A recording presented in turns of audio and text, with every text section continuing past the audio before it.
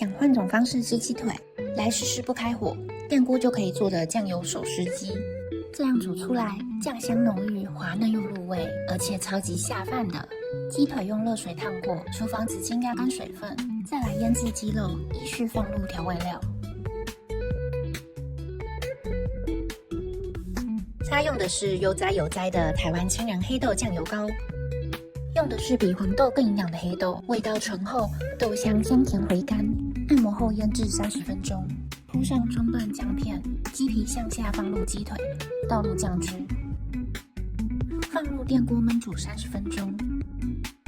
还没开盖都是酱香，泛着油光真的好诱人。鸡腿的味道实在太香了，把鸡肉铺在饭上，再撒上芝麻，看起来真好吃，简直是零难度料理，一起试试吧。